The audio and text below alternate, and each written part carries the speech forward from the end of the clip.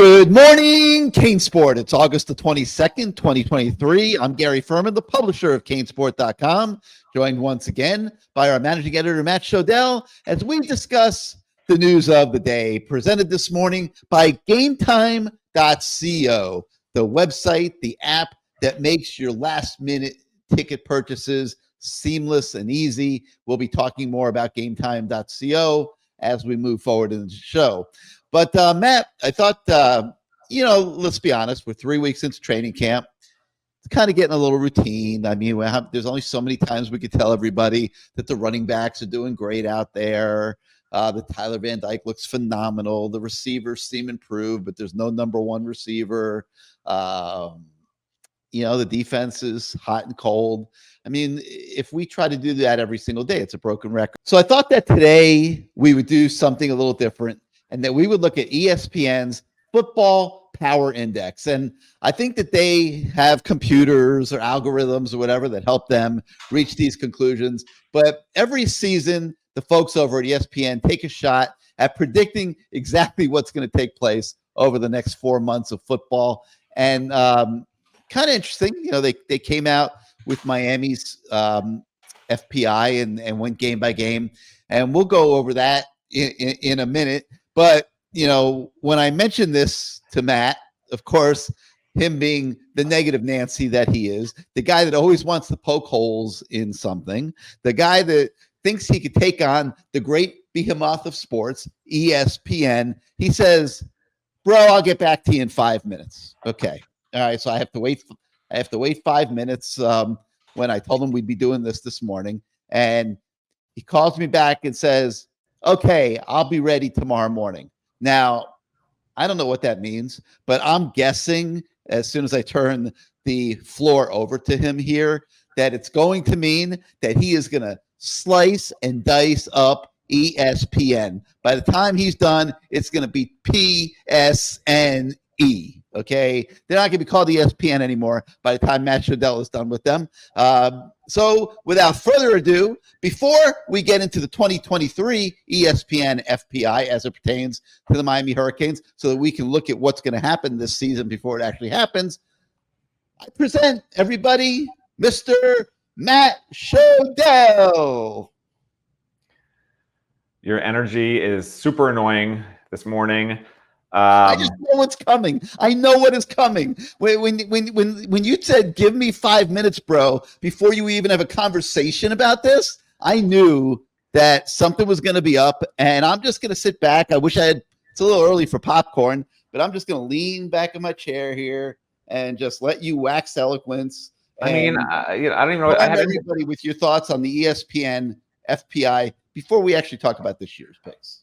I mean, I had enchiladas for dinner, and this morning I needed 5 minutes in the bathroom. I don't understand what you're talking about. I mean, why are you talking about my special 5 minutes this morning? That was my private time. No, that's not what the 5 minutes were for. The 5 minutes, you're right. I wanted to look a little closer at this. I mean, I'm not a fan. Those of you who know me, I'm annoying. But aside from that, you also know that I like data points, and I like real numbers, not just like made up stuff. And I don't know. This is like the deep blue, chess computer that they ran these numbers through. But it seems like the emperor has no clothes. That's a term Gary knows from that 1930 book you read, right? And in this particular case, those 5 minutes I spent, I actually wanted to look at last year's FPI, which is difficult to find because ESPN tries to wipe, just like I did this morning for 5 minutes. They try to wipe all traces of. Is this a PG show or rated R? You had to throw that in, didn't you? Like, we really could care less about your wiping this morning. Go ahead. So they try to wipe all the mistakes they've made in the past. If you Google and look up last year's FPI, if you go to 2022, it's not year by year. Like AP, you can track each week, right? You can look up week 11 AP rankings, 2023, 2022. 2023 hasn't happened yet, unless you have my time machine. It has, according to the FPI. They know what's happening in every game this year. FPI, they wipe it every week. All you can find on the ESPN website is the last final ranking. And I found out why. Because FPI is a fraud, just like some past coaches at Miami, just like some past 5 stars at Miami that wound up not panning out. Total fraud. I looked up last year. I found a site that had past archived. athletic directors at Miami. There were a few frauds in there. There's a lot of frauds. People are going to say we're frauds on the message on the YouTube message chat, whatever it's called. Anyway, so I found an archived, cached version, whatever. It was not easy to find, quite honestly, and shockingly, I couldn't find it. Somebody named Gary Ferman found it, and so I went game by game, and these are not difficult, predictions to make. Like Bethune, they predicted a win. I'm not saying, oh, they got it. They predict 98% or whatever. Like they just predict. I'm not going by that. I'm just saying win or lost. Right? They predicted a win. The team won. I'll give them a victory on that. They predicted a loss. The team lost. I'll give them a victory on that. They last year in the same FPI at the exact same time poll that they ran with these fake numbers. They did almost as well as Miami last season, right? Which Miami didn't do real well last season. Okay. They got Bethune right. They got Southern Miss right. Okay, those are gimmies. I mean, Southern Miss wasn't. I mean, Middle Tennessee you could argue was a gimme, but Southern Miss was worse than Middle Tennessee. Like not even close. Like Southern Miss and Bethune were just obvious. Like not even in the same league. So you can almost delete those two. So when you delete those two, which are just obvious, right? They wound up with a 5-5 record. They got Texas A&M right. They got Virginia Tech right, which was also somewhat of a gimme. Virginia Tech was awful, and we knew they'd be awful. They got Virginia right. And by the way, Miami barely beat them in like double overtime, triple overtime, whatever it was. Like barely beat them. So they barely got that one right. And that was a gimme. Georgia Tech they got right. That was a gimme. Everyone knew Georgia Tech would be terrible. And they got Clemson right. So everyone they got right was like just obvious. And the ones they got wrong, Middle Tennessee, North Carolina they got wrong, which that computer should honestly be set on fire for getting the North Carolina game wrong. They got Duke wrong. They got FSU wrong. Again, set your secondary computer on fire, just destroy the whole database at this point. And they got Pittsburgh wrong. Like blow up the whole ESPN building. I'm not calling for violence. This is what's the word?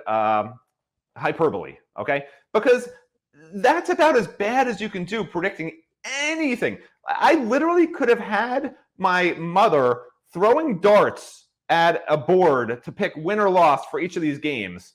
And she probably would have done better than what this supercomputer, somewhere in Connecticut managed to spit out and spew around the country. So like, Miami being 29th in their ranking, but and then this is this year's poll. Okay. These are actual numbers that they had the gall to put out there.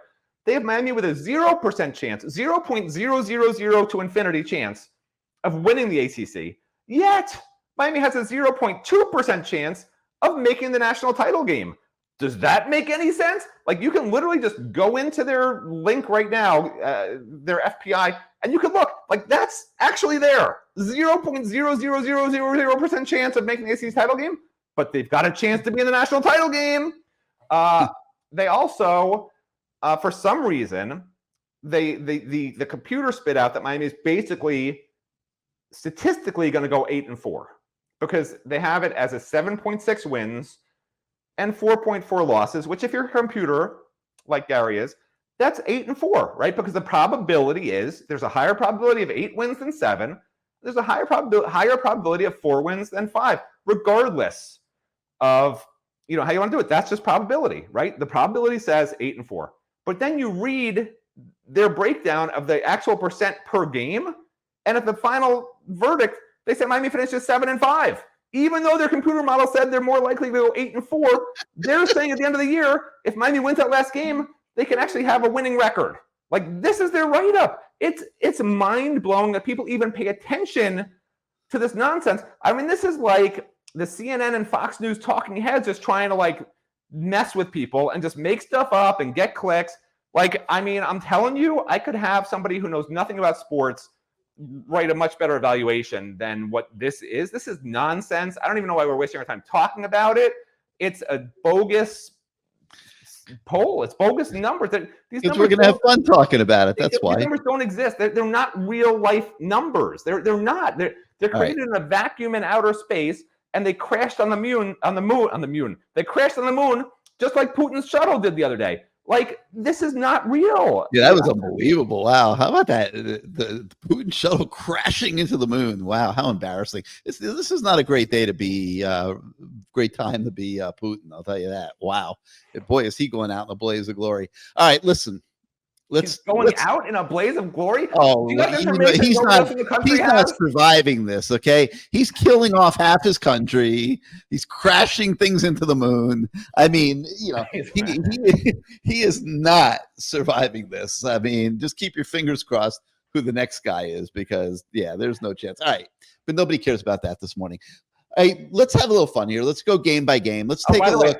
Remind me, I'm doing a restaurant review at the end because I had a ridiculously strange experience the other night. So remind me at the end here. All right, we'll do that at the end. Yeah. All right. Amazing restaurant review. We got way too much to do. Everybody goes that. to. All right, we'll do that at the end because we got to talk about this. We got a couple other stories we need to talk to everybody about.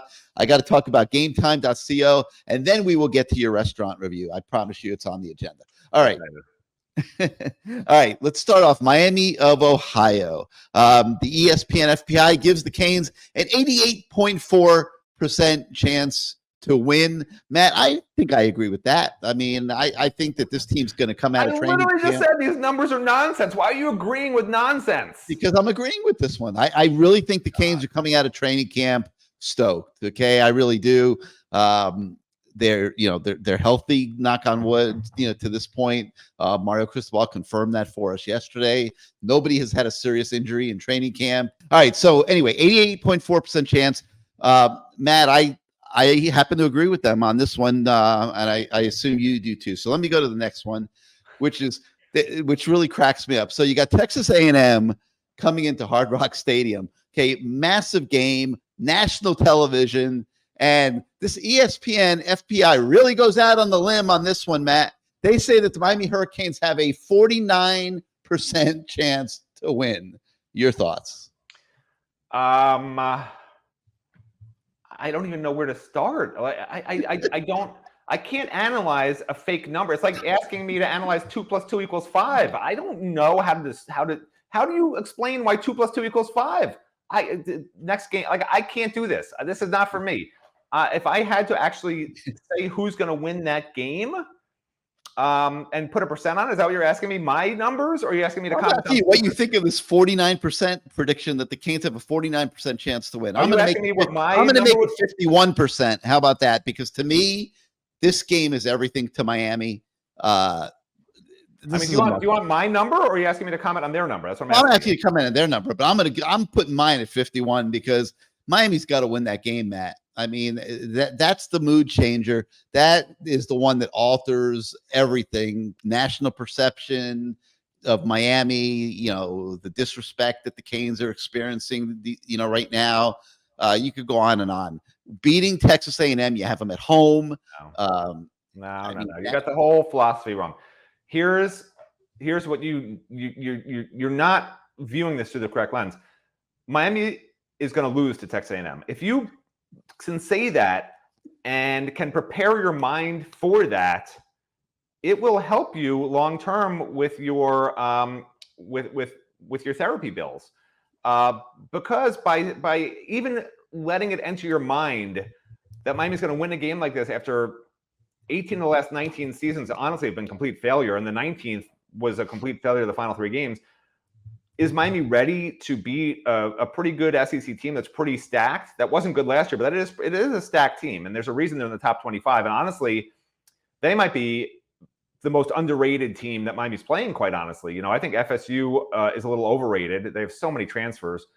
I think Clemson might be a little overrated. They had so many issues last year on offense. I'm not sure they're all going to be fixed. I mean, the quarterback they have only played the last few games. It's just, you don't know. I think Texas A&M is the most underrated team they're going to play because off a 5-win season, people are taking the same approach they're taking with Miami, which is, let's see what you can actually do. Now, is Miami ready to beat a good SEC team? Not if Texas A&M plays its best game. Like, just personnel-wise, depth-wise, it is what it is. And if you mentally prepare yourself that it's okay to lose that game, like, that's what I want fans to do. I want them to be mentally prepared that it's okay to lose to Texas A&M, because if everyone thinks if everyone thinks it's a failure when Miami loses that game, which is what you're setting them up for, I'm not saying that for anything. I'm saying that game is critical to critical. It's not. At some point, you got to go into a football season and beat somebody, Matt. Beating pathetic Georgia Tech teams You're making it a one-game season, right? They have to beat Texas A&M and go 5-0 to start the year, or I'm else. not making a one-game season. I'm trying to say, but you win this game, you might start 5-0, Matt. But they're not winning a championship this year. What I'm trying to explain to you, and you're not listening still, I've said it over and over again. All I want for this season is to not have that negative energy around the program from the outside constantly, which kills recruiting. And I want the team to get better as the season goes along. That's game 2. To make that the game.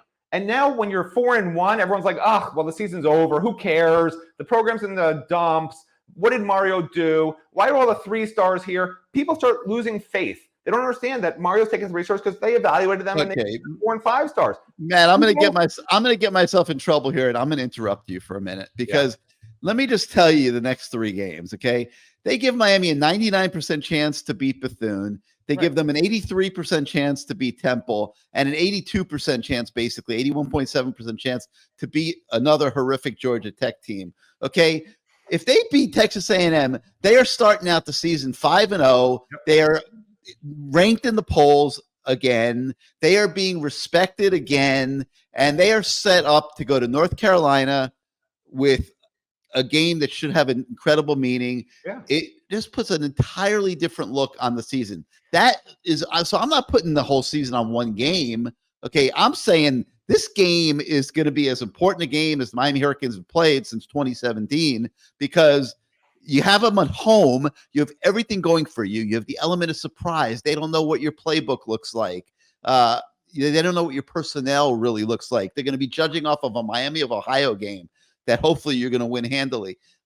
You have everything going for you. If you're Miami going into that game, you got to get it done. And Mario Cristobal has shown that he can do this. Like, he took his Oregon team into Ohio State and beat the Buckeyes in Columbus. That was a huge, huge win for his program. Really put Oregon on the map the way beating Texas A&M, even though it's his home, would put the Mario Cristobal-led Miami Hurricanes on the map and make a statement. We are on our way. It doesn't mean we're going to compete for the national title. It doesn't mean we're going to win the ACC, but we just beat a good SEC team. We are on our way. We have made a statement. Hear it loud and clear, College Football Nation. Stop disrespecting us. Hear it, recruits. Start considering us again.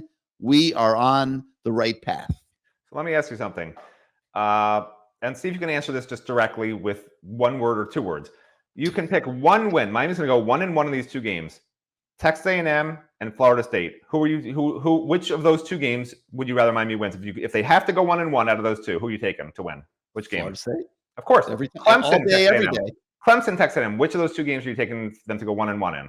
Clemson, all day, every day. So all I'm saying is this is not the most important game of the year. It's not even the second most important game of the year. It's probably not even the third most important game of the year. But by fans putting so much emphasis on this one game, they have to win. They have to win. We have to go 5-0 and be ranked.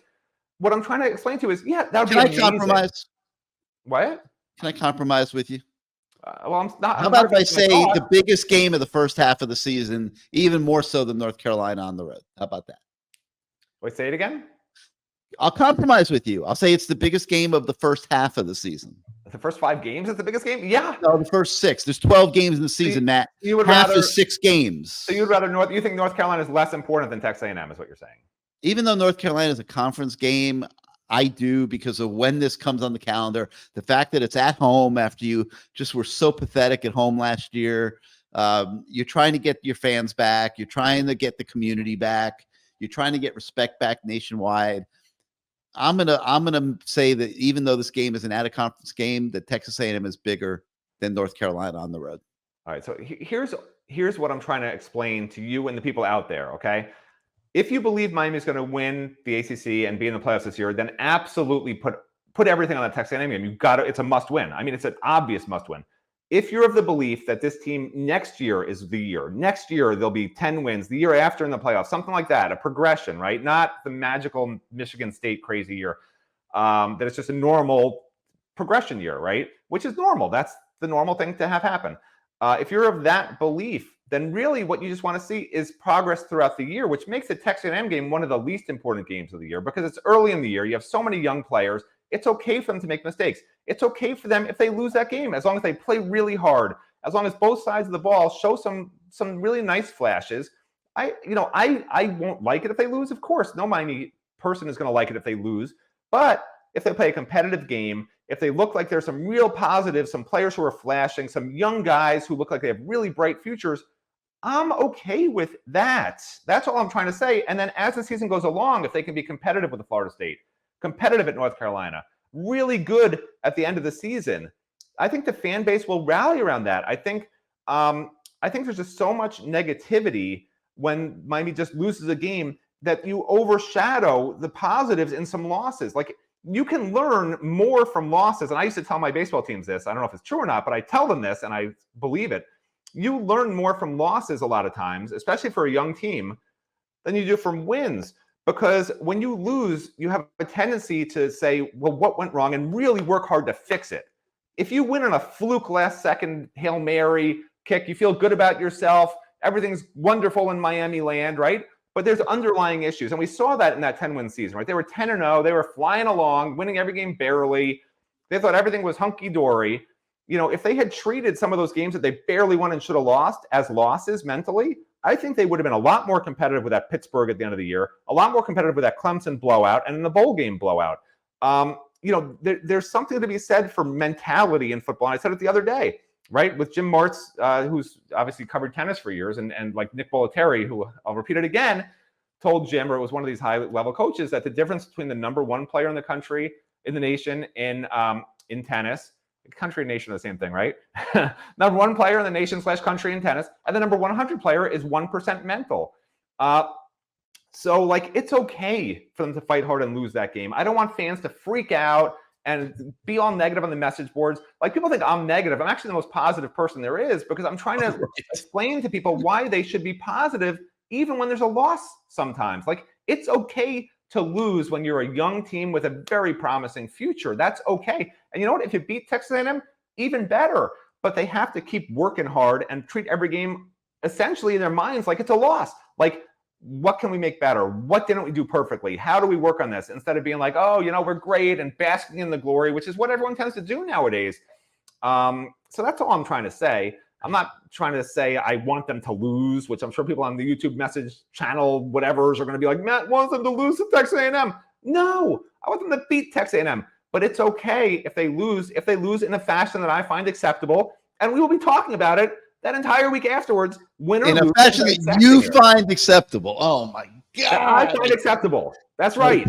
All right. Let me just move on, please. All right. So, what do you want from me? Oh, my God. All right. So ESPN FPI, they think Miami has a 49% chance to win that game. 49.1. Yeah, we'll worry about that later. All right. Bethune-Cookman, we don't need to even discuss. The game at Temple, I thought, was kind of interesting. They give Miami an 83.2% chance to win that one on the road. I admit I know nothing about Temple. Their quarterback, Kurt Warner's son's their quarterback, right? Is he real? I don't know. I don't know anything about Temple. Other than the fact that Al Golden used to coach there.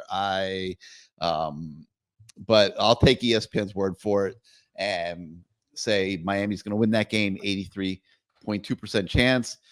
Georgia Tech is a very bad team again this year. 81.7% chance that Miami wins that one, according to ESPN. Awesome. All right. So, Matt, now we get to the last game of the first half of the season. And ESPN has Miami going to North Carolina with only a 37.8% chance to win. This is where you and I'm sure, end up in conflict. You're the negative Nancy. I like to be a little bit positive. I think that Miami has a chance. Well, let me put it this way. They got to go to North Carolina and NC State. Okay, 2 tough games in the Carolinas this year. I think at worst they split them. Probably, I'm assuming, let me see here. The probability, Miami has a 45% chance, according to the FBI, to win at NC State. Only a 37.8% chance to win at North Carolina. I am not convinced that a North Carolina team that has lost as much as they've lost, including their offensive coordinator, Mac Brown's not getting younger. I am not convinced that game is as non-winnable as maybe the computers and the pundits might think it is. I'm sure you're already penciling it in as an L, but your thoughts on the North Carolina game on the road? I mean, it's another example of why this poll is just such stupidity, right? North Carolina, they have 25th, and they have Miami 29th. So they're separated by 4 places, and Miami has a 37% chance to win, according to these whack jobs. Compare that now to NC State, right? Miami's 29th, NC State's 36th. So 7 in one direction, 4 in the other, right? UNC's 4 ahead, NC State's 7 behind Miami. The NC State game, which is also on the road, is a 55% to 45%. So like 8% difference because of a couple of spots makes no sense to me. Like I don't, it makes no sense. I agree with you. The 37.8% chance, they just made that up. Based on their idiotic numbers, it should be closer to like 42%. I mean, they're separated by 4 places in their own rankings. Okay, so it should be like a, on the road, maybe a 54 to 46, 55 to 45, somewhere in there. I mean, it's ridiculous. This whole numbers thing is ridiculous. All right, moving on here. The next game up, starting the second half of the season, is the Clemson Tigers at Hard Rock Stadium. They give Miami a 28% chance to win. I mean, that's, honestly, that's not terrible for that game. I mean, Clemson's the favorite to win the conference again. And, we all know what kind of program they run. They've retooled their offense. They've got a new offensive coordinator that they're excited about. Miami's going to be a big underdog going into that game, Matt. Do you think they have any chance at all to beat Clemson? So the Clemson. So here's another interesting thing. Clemson and Florida State have basically the exact same percent chance for Miami to win, 28% chance, right? 28%. Clemson, 28.1% when Miami's at Florida State. So essentially, and Clemson's ranked 8th in their poll, and FSU's ranked 14th. So, to me, it sort of makes sense that they have the same number, but to put the number at 28% chance, which means, basically that's a pretty small chance, right? If it's a recruiting and if you tell some Miami fan, Miami's got a 28% chance to get this 4-star, the fan's gonna be like, well, they're not gonna get him, right? So it's like a little disingenuous to have this whole percent thing, I mean, I think that Miami versus Clemson at home, I would probably put Miami with a 40% chance to win. More likely than not, they're going to lose. And at Florida State, I'd probably put it like 35%, And I just think their numbers are just there to stir up traffic or whatever. I mean, the percent numbers are stupidity, honestly. The rankings are stupidity. Everything they did was stupidity. All right, the next game. I said that already? Am I repeating myself? Yeah, you are repeating yourself, but it's all right. So the next game is Virginia at home. Miami, 83.4% chance to win. Virginia's still rebuilding under their new head coach, Tony Elliott, who I think is going into year 3 now. Those jobs just can be, and I know Virginia's had its moments through the years. They beat Miami a few times, but those jobs are tough jobs, man. How do you ever get over the hump at Virginia? They lose their quarterback. He goes to NC State. I mean, I don't know how you ever get over the hump at a program like that. If I were Tony Elliott's agent, I would have guided him, don't take the job, bro. I mean, I know it means money to you, but you can't ever really win at Virginia unless you just want to go make a money grab, which money is important to people. And yes, he would make more as the head coach of Virginia than he would as an assistant at Clemson or anywhere else. But they're always going to be on the rebuild. Now, next game is interesting. This might be the most interesting game, a road game of the season, because this is one where Miami really can pull an upset. They're going to be an underdog at NC State. Not necessarily. Why do you say they're going to be an underdog? Well, they're probably going to be an underdog. ESPN gives them a 45% chance to win that game. And it's a good matchup for the Canes. I hope that the team's healthy. If this team could stay healthy, it should progressively get better as the year goes on because of all the young players that are going to be playing. So by the time they get to this NC State game at the beginning of November, I'd like to think they're in a decent place. So Matt, you have any thoughts on that one? When's the last time NC State won 10 games or more, Gary? Can't tell you. 2002. Yeah. Right. I mean, this is not a dominant program. Like, do they have, do they put some stuff together this offseason that might be decent? Yeah. Do they have a really good defense? Yeah. But it's a winnable game for sure, So, I don't know. 45% chance. It's probably 50-50, quite honestly, to me. Miami could easily win that game. All right, let's this is the next one's for everybody is going to be obviously potentially the most interesting one of the season. That's the road game at Florida State, November 11th. If Florida State has the kind of season people think they're going to have, this game will undoubtedly be prime time in Tallahassee. Just an electric atmosphere. And as Miami, Florida State often can be, and hopefully the Canes do their part and have a decent record coming in. They give Miami a 28.1% chance to win. Matt, you mentioned earlier this Florida State team is being held up by tape. I'm going to say tape. And, you've made yourself clear how you feel about the transfer portal and free agents and free agent transfers and all that stuff. Florida State has relied on the transfer portal as much as maybe anybody in the country. I know people think Miami's hit it hard. Florida State is beginning the season with 16 starters that came out of the transfer portal. And that means that they have not done a very good job up there in Tallahassee of developing their recruited talent. Okay. And I say that without having counted up Miami's starting lineup, how many of them are transfers, but 16 is a lot, Matt. And, but listen, it's got them into the top 10 coming into the season. And people think that they're going to be ACC championship contender. Are people overvaluing the Seminoles? Well, remember, the transfer portal can be used to build a championship team if you have a ton of money you can throw at it. Because if you get free agents and not depth transfer guys, remember, the majority of the transfer portal guys Miami's been getting have been depth guys. Guys where, we need more competition in this position. If you come here, you can compete to start. And the guy winds up, a backup or co-starter or whatever, not head and shoulders above the guy they already have. FSU's managed to bring in players who are head and shoulders above guys they have. Even Darrell Jackson, they don't even need him this year. Like, that's how deep they are on the defensive line. Darrell Jackson, they're like, no big deal. We already have 3 really good defensive tackles. How bad? I would say no big deal. They got the state legislature appealing, trying to get him. I know, but I'm not even sure Darrell would have started that. He probably would have started, but they have 2 other really good defensive tackles. They're not, from what I've read up there, they're not overly concerned if Darrell Jackson has to wait a year. At Miami, like, having Darrell Jackson, we'd be like celebrating the defensive tackles and defensive ends here. Can you imagine?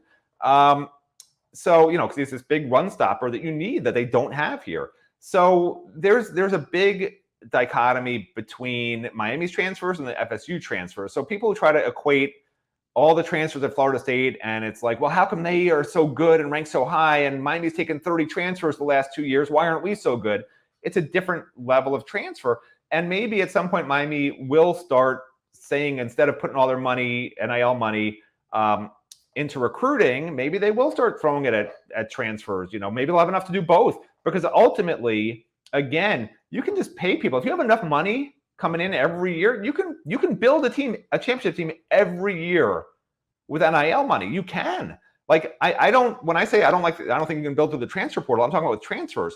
You can take free agents and go behind closed doors and lure a top quarterback to your program, a top receiver in the country to your program, 5 top offensive linemen. All it takes is $100 million a year. So if there's some program out there where you got a billionaire who says every year, here's $100 million. We got a recruiting battle this week that's going to hit its crescendo that might take $100 million a year. It's defensive tackle David Stone from IMG, the top guy on Miami's board now. And Cane's got to find some way to win that one. That's going to be a huge announcement. Look, yesterday I was, I don't want to say what it is, but I was with somebody who has been tight with some past Hurricanes head coaches and is very up on Miami Hurricanes football and a big fan of mine. I don't know if he's a fan of yours. I didn't ask. But he said that he's really not enjoying college football anymore. He used to love signing day in February. He used to love following recruiting. He used to love following the team. And he feels like with NIL, he has a son now. He just feels like even his son, like, they can't enjoy college football the way they used to, because it just feels like a professional game. And he was never a big, Dolphins or NFL guy. He loved the college football sport, and how a lot of the college football players weren't doing it for the money and for the publicity. They were just doing it because they loved the sport. They loved being part of a team. And, maybe 5% of the team would go on to the NFL. Maybe 10% had NFL or pro aspirations, whatever. But the other 80 to 90% of the team, they were there because they loved the sport and they loved playing and they loved trying to do really well in a big environment with a full stadium and all that. And that's gone by the wayside, and it's really turned off a lot of fans. And he said he hopes there is legislation that'll curb this NIL craziness. And I think it would actually help Miami if there is legislation. I know it sounds crazy, but Miami's a private school. I don't know if for the next 50 years or 100 years or 1,000 years that they're going to have the same donors now that they're going to have then, because what you really need, these major, huge alumni base public schools with huge fan bases in even in small towns, not even big cities. All the fans pour money into that NIL thing, right? Like Canes Connection has a smaller pool. If you add up all the Canes Connection email list and you compare it to the University of Florida email list, I'm going to tell you right now, it's probably 1/5 the size. Because think about 50 years of alumni, and they have whatever 10,000. I didn't look it up, but they have 10,000 graduates. Miami has what, 3,000, 4,000, whatever it is. That's every year an extra 6,000 for 50 years. That's an extra 300,000 people who can give $5 or $10 every single year, or $50 every single year. That's over $1 million a year. Like, it's just math. So to me, if they could put Miami on an even playing field where the donor base at Miami can max out to whatever everyone else is maxing out, and now you have Mario Cristobal, who's, I think, the best recruiter in the country as a head coach, that's where you're really effective in winning over top recruits and getting them. And, you know, right now they have more 3 stars and 4 stars and 5 stars. And I looked at Oregon's list, and like, when Mario was at Oregon, he never, ever had more 3 stars than 4/5 stars in any of those classes there that he recruited. So, you know, there's something to be said for that. I don't know what it means. Obviously, their evaluations matter. They probably think a lot of the 3 stars should be 4 stars and 5 stars. But at the end of the day, like, that's where it's at. You know, we've seen the 4 stars that didn't come here already, right? 5 stars and 4 stars they've recruited, tried to get. Hasn't worked out this year as well as it did last year. Of course. Yet. A lot of time. Yet. I was about to say a lot of time left. So you got to wait and see. But with that said, you know, this NIL thing is turning off a lot of people, and it's honestly, it's not in Miami's favor, you know, long term, in my opinion, just because of the size of the fan base. All right, so just to finish off the ESPN FPI, they got Miami 68.1% chance to beat Louisville, and then 68.8% chance to win the season finale at Boston College. It all adds up to somehow a 7.6-4.4 record. Obviously, that's kind of crazy, but we could debate another day whether a 7-5 or 8-4 season is acceptable. I mean, it doesn't really matter. And by the way, Miami undergraduate has 17,000, just so people aren't yelling at me, I have the wrong numbers. UF has 60,000, 61,000. Yeah, I know. Right, through their whole school. So those are the actual numbers. Anyway, go ahead. Sorry. Yeah. All right. So anyway, so that's the ESPN FPI. That was a 39-minute exercise we went through, but it is kind of interesting, and I hope you guys enjoyed it. All right, guys, let me take a moment here to talk a little bit about GameTime.co, new sponsor to Good Morning CaneSport, and they are the site/app that allows you to stop stressing over tickets and start getting hyped up for the fun that you're going to have at whatever game or event you want to go to. And Game Time is your place for last-minute ticket deals. Forget planning months in advance. They have deals right up until the day of the game. They even have exclusive flash deals for football, basketball, baseball, all your other events. The Game Time guarantee means that you will always get the best price available. If you find tickets in the same section, the same row for less on any other ticket app, Game Time will credit you 110% of the difference. It's the fastest growing ticket app in the country for a reason. You can get images of your seat before you buy, so you know exactly what to expect when you arrive at the game. You can buy tickets in a matter of seconds. Tap, done, all set.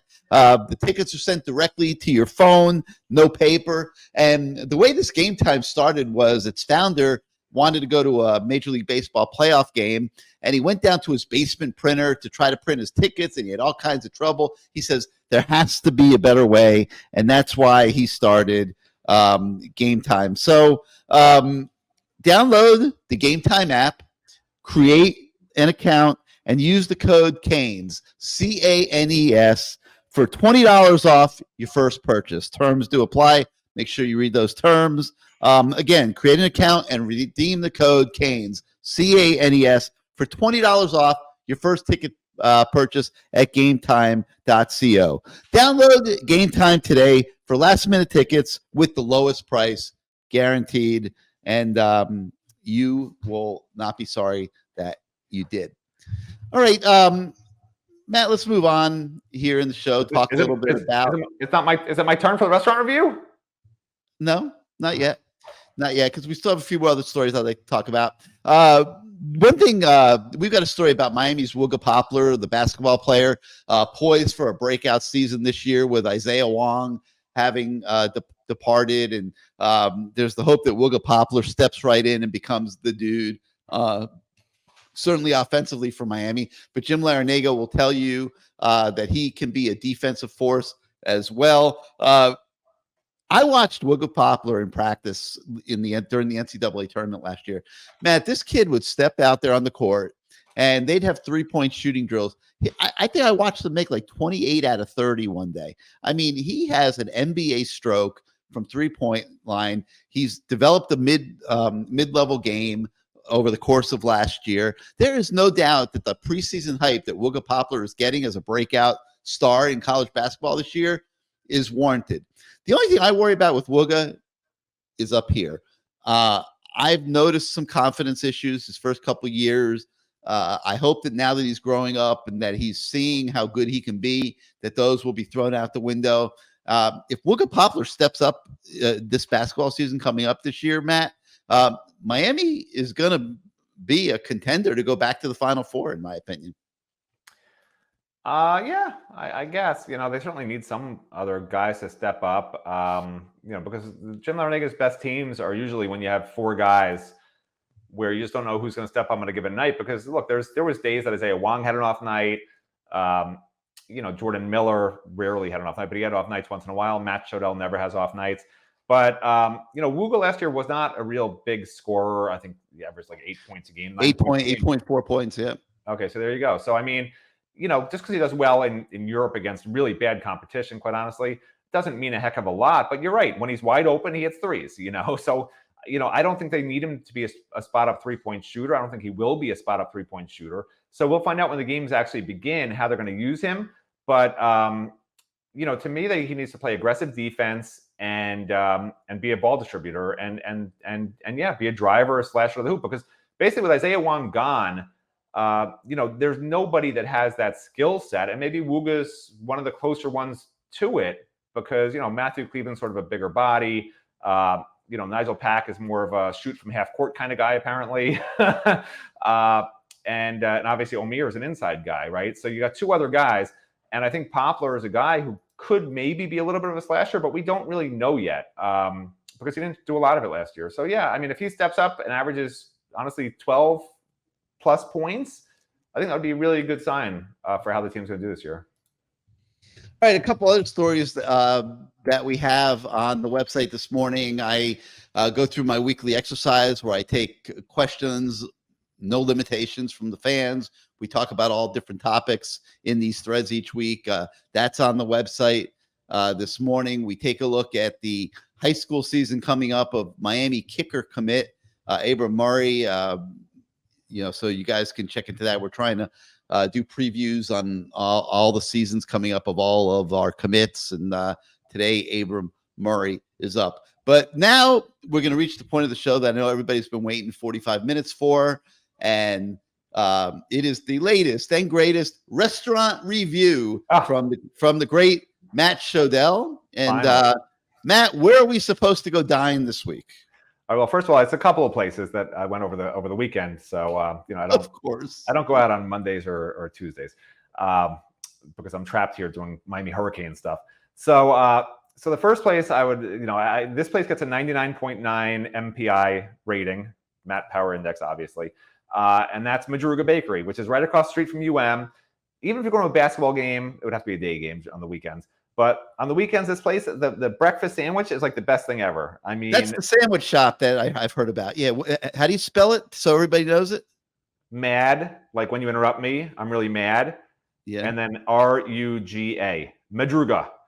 And Madruga Bakery. Yeah. It's actually run. Its owner is the daughter of somebody who ran mega chain, really successful chains, but she trained under Zach the Baker. I mean, they make their own stuff in house. Like they knead their own bread. Like when you're in there, you see them literally kneading the bread. And last time when I was there over the weekend, they were like making some chocolate thing from scratch. And I asked the owner, actually the owner's father, who works there also, believe it or not, it's family business, about the croissants, because one of my friends says it's the best croissant she's ever had. And yes, I have a couple of friends, okay? And she also said that they're better than croissants she had in France. And so I asked him how they make the croissants, and he said it takes them 4 days to make the batch of croissants because there's something about it has to wait to rise. I don't know. It's a whole explanation. I didn't understand any of it, so whatever. But the croissants are supposed to be amazing. I don't eat them. I just have the breakfast sandwich. I have a bowl of my tomato soup, maybe a banana bread, which is pretty good too, and then I'm on my way out. But everything is amazing. So anyway, so that got the high rating. But then that night, yes, I went to 2 different restaurants the same day. This place gets a 0.1 MPI rating, which is tied for last with UMass. And yes, UMass was the bottom of the whatever ESPN rankings. Okay, UMass is apparently the worst program in the country, number 133. And so anyway, the 0.1 MPI rating is actually a higher rating than the percent chance of me ever returning there. Okay, and this place, believe it or not, it's supposed to be a great place. I've been there a million times. It's usually amazing. It's Matsuri. Everybody goes there. I'm sure people watching this know Matsuri, and they've been there. And they're like, it's amazing sushi. It's the best sushi. Why would you say this? We got there. It was the same day that school started, which was the day before, right? Because school started Monday. This was on Sunday, right? So I don't know if they had a ton of online orders, whatever, but there was like a huge throng of people outside. We had a reservation for 4. At 7 p.m. They're like, okay, just give us 10 minutes. We sit down 10 minutes later. And then when I tell you we waited over an hour to get our sushi, like I'm not kidding. We waited over an hour to get our sushi. And normally it's like comes right out. And there was a sign behind us that said that you're only allowed to sit for an hour and a half because they need the table.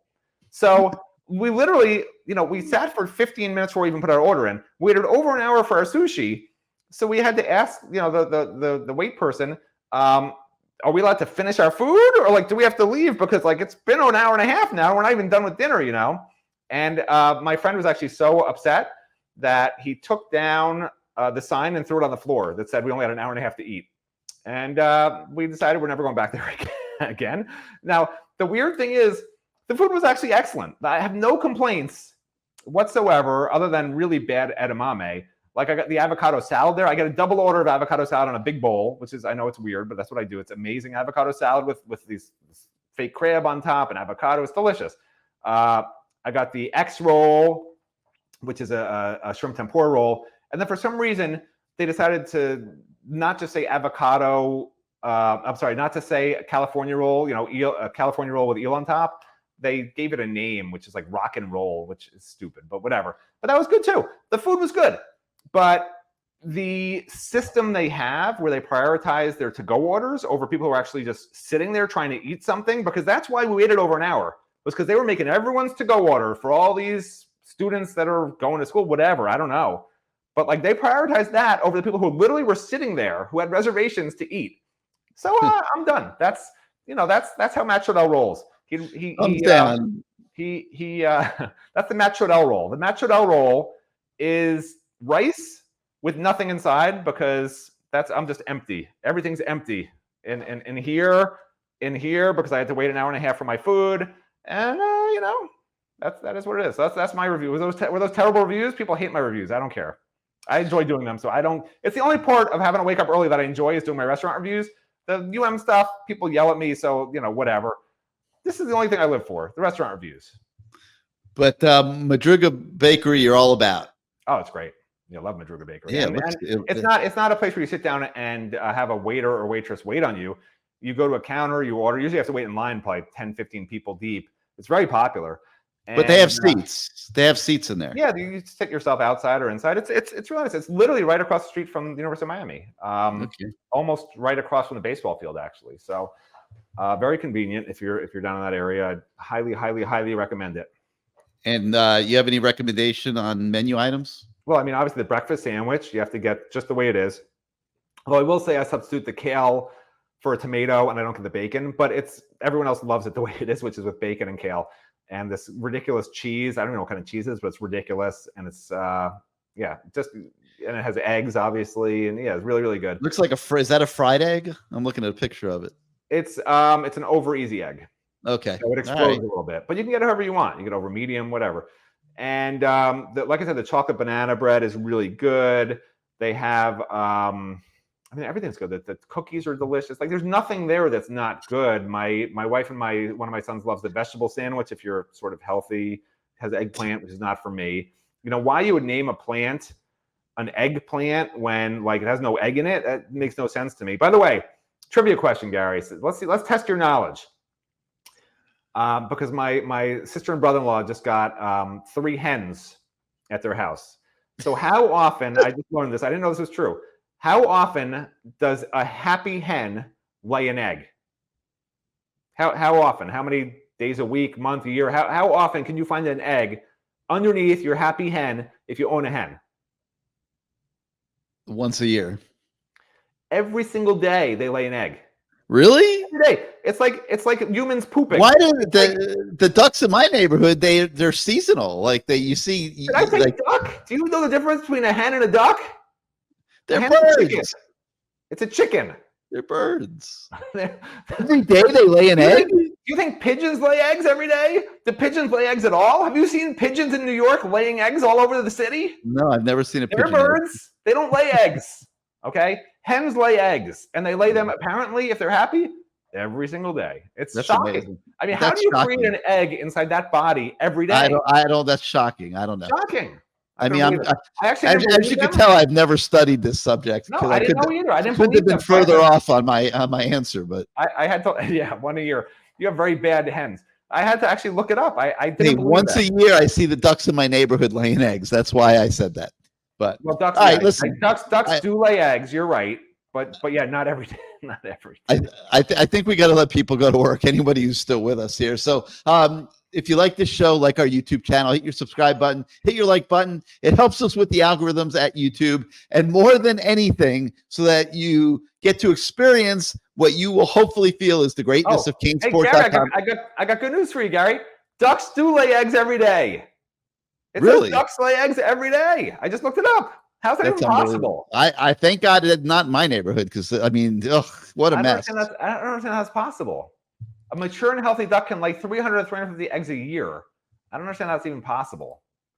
Yeah, I don't know. But anyway, if you want to experience what you hope will be the greatness of CaneSport.com without having to listen to Matt Shodell, you can come to our website anytime you want. If you're not yet a subscriber, please subscribe. Your subscriptions allow us to do what we do every single day. By the way, hold on. The Hurricanes will lay an egg. Not at all this year. They're going to win every game. They will not lay an egg. That's it. I'm done. Your subscriptions allow us to do what we do every single day to hopefully enhance your fan experience. So please come join our community at CaneSport.com. So for Matt Shodell, the hen egg slayer, I guess that's the best way to exit. I don't slay animals. The slayer of the ESPN FPI. I'm Gary Ferman. Thank you so much for joining us today. Have a great day. We'll see you next time, everybody.